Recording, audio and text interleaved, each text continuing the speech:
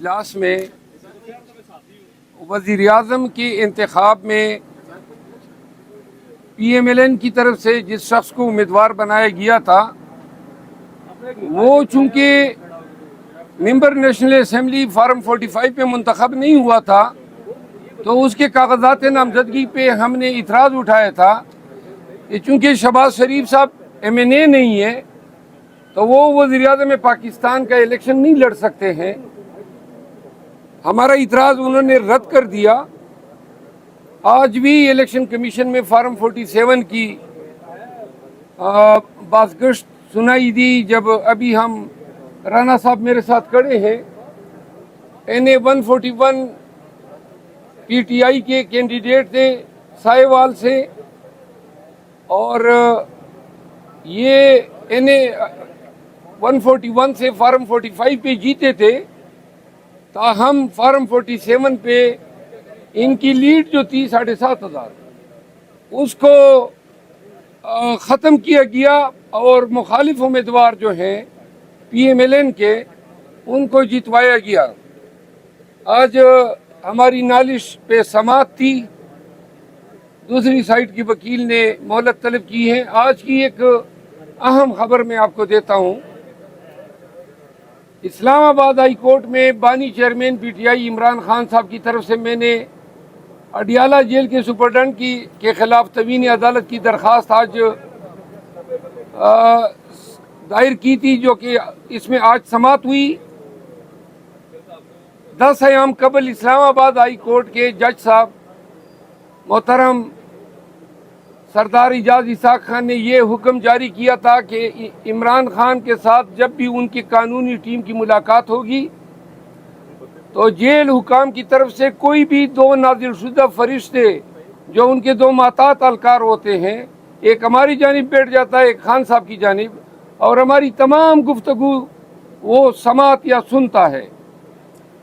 دوسرا ہم نے یہ عذر اٹھایا تھا کہ ہمیں کوئی کاغذات ان کے پاس لے جانے نہیں دیے جاتے اور جو بھی کاغذات ہم لے جاتے ہیں وہ ہم سے زبردستی لیے جاتے ہیں. ان کو سکین اور کاپیاں کر کے بعض اوقات لوٹا دیے جاتے ہیں بعض اوقات لوٹائے بھی نہیں جاتے ہیں.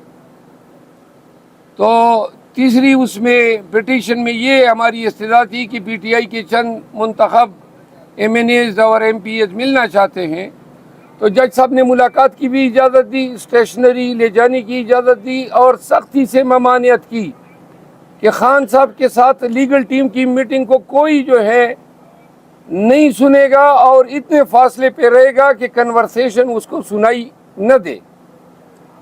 تاہم جو ہماری گزشتہ ملاقاتیں ہوئی اور آج تک جیل حکام جو ہے مسلسل اس حکم کو پامال کر رہے ہیں جس پہ آج عدالت نے نوٹس لیتے ہوئے ایڈوکیٹ جنرل اسلام آباد کو نوٹس کر دیا ہے اور ساتھ میں جیل سپرڈنٹ اڈیالہ اسد وڑائچ کو توہین عدالت کی الزام میں طلب کر لیا ہے. 3 ایام میں اس سے تحریری حلف پہ رپورٹ بھی طلب کی ہے. یہ آج کی تازہ ترین ہے. ابھی انشاءاللہ نیشنل اسمبلی جا رہے ہیں وہاں کی جو کارروائی ہوگی پھر آپ کے کولیگز کو وہاں پہ بتائیں گے. مروت صاحب ہر انسان کے ساتھ 2 فرشتے ہوتے ہیں. آپ کہہ رہے ہیں 2 فرشتے ہوتے ہیں وہاں پر. ہر انسان کے ساتھ 2 فرشتے ہوتے ہیں. وہ ضروری نہیں ہے کہ ان کا ہونا. اور دوسرا یہ بتائیں سر کہ نیشنل اسمبلی جا رہے ہیں کل بھی وہاں پر جھگڑے والا ماحول بنا. آپ کا فارم ہاؤس بھی گرا گھر میں بھی چھاپا پڑا. لگتا نہیں ہے آپ کو کہ تھوڑا سا ٹھنڈے مزاج سے کام لینا چاہیے تاکہ آپ کو کوئی نقصان نہ ہو؟ نقصانات تو اب اتنے ہو گئے ہیں کہ اب نقصان ہی نہیں رہا. اب تو ہمارے ذہن میں کوئی بھی نقصان کوئی حیثیت ہی نہیں رکھتا ہے.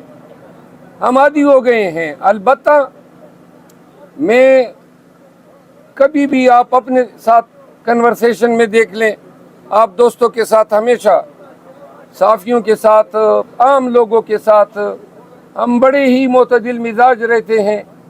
لیکن ظلم اور جبر کے خلاف خاموش رہنا یا معتدل مزاج رہنا یہ بھی ایک جرم ہے. ایگریشن جو انسانی حقوق کے خلاف ہو رہی ہے. ہم آپ لوگوں کی آواز ہیں. ہم پاکستانیوں کی آواز ہے. آپ کے لیے پاکستانیوں کے حق کے لیے ہم نے اس جبر کے ماحول میں پورے تمتراک کے ساتھ آواز اٹھایا ہوا ہے.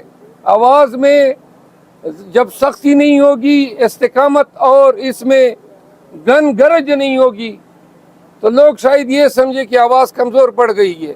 صرف جابر کے خلاف، ظالم کے خلاف اور طاقتور کے خلاف جو ہے آپ کو ہماری آواز میں گن گرج سنائی دے گی. آپ شریف آدمی کو دیکھیں، اس کے ساتھ جب بھی ہم کلام ہوتے ہیں ہماری نظریں ان کے پاؤں پہ ہوتی ہے. مروت صاحب، کل جب عمر ایوب کی تقریر چل رہی تھی اور آپ سفارتی تعلقات نبھا رہے تھے بلاول بھٹو زرداری اور پرویز اشرف صاحب کے ساتھ، ایک تاثر یہ اس وقت دیا جا رہا ہے کہ شیر افضل مروت صاحب قیادت کی بات کو نہیں سنتے. کیا کمنٹ کریں گے؟ قیادت کی کیا بات ہے جو میں نہیں سنتا ہوں؟ قومی اسمبلی کی بات. کون سی مطلب میں نے خلاف ورزی کی ہے اس پہ روشنی ڈالیں. سفارتی تعلقات کا میں جواب علیحدہ دیتا ہوں. آپ کون سی بات کہہ رہے ہیں کہ میں نہیں سنتا ہوں، یا آپ الزام تراشی کر رہے ہیں؟ میں نہیں کر رہا سر. وہ کدھر گئے شوکاز؟ آپ تو نہیں جاری کریں گے. عوام کے مسائل کو آپ اسمبلی میں حل کریں گے یا رفتے آپ احتجاج کریں گے؟ نہیں، اسمبلی میں تو مسائل حل نہیں ہوتے ہیں. اسمبلی میں تو مسائل پیدا ہوتے ہیں.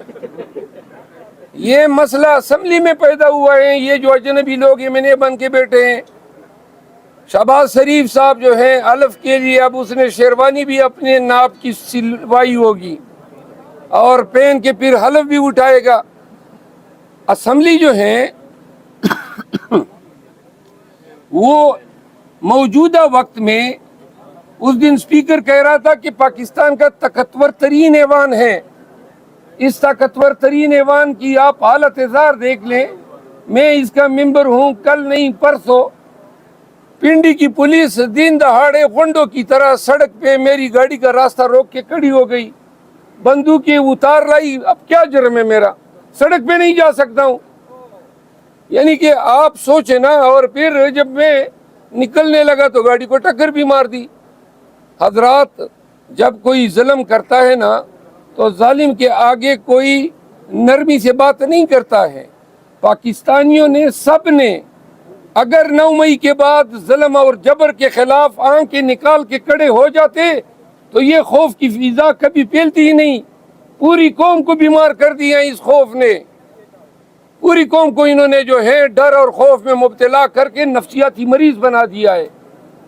ہمارا فرض ہے، آپ کا فرض ہے کہ ہم اپنے بیانات سے، اپنے اقتباسات سے، کوٹیشن سے، اشعار سے قوم کی سائیکولوجیکل تھراپی کریں. یقین کریں ان کو سالوں لگیں گے اس خوف کی فضا سے نکلنے میں. آپ نے سفارتی تعلقات کی بات کی. گزارش یہ ہے کہ جو اسپیکر تھے سابقہ، اس سے میرے زمانے بھر کا ایک لمبا عرصے دراز سے میرا تعلق رہا ہے، وکالت کے حوالے سے بھی رہا ہے. ان کے ساتھ سلام کلام کیا. ایک طرف آپ کہتے ہیں ہر وقت لڑتے ہو، جب میں کسی سے سلام کلام کرتا ہوں پھر اس پہ بھی آپ کو اعتراض ہو گیا. جب اس سے سلام کلام کیا تو ساتھ میں بلاول بھٹو زرداری صاحب بیٹھے ہوئے تھے، تو ان کے ہی ایما پہ میں نے ان کے ساتھ سلام کلام کیا. اگر میں نے کوئی غلط کام کیا ہو تو میں معذرت مانگ لوں گا. مہربانی کرو نا، یا مجھے سنے نا، جینے نہ دو. میں عرض کرتا ہوں نا، آپ نے وہ عطا تارڑ کے وہ نعرے سنے کل اسمبلی میں، جو غلیظ زبان نعروں میں وہ استعمال کر رہا تھا اور پھر آ کے ہمارے سامنے اس طرح اڑنچو اڑنچو ہو رہا تھا.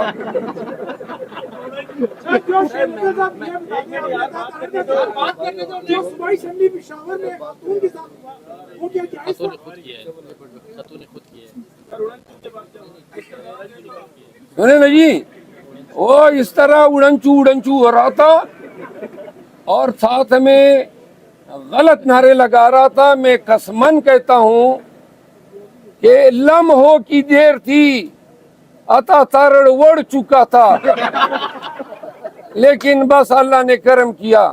آئندہ یہ کر لے، اسمبلی میں اس طرح غلط کلمات نکالے تو انشاءاللہ پھر یہ اڑن چھو نہیں ہوگا، ڈین چھو ہوگا.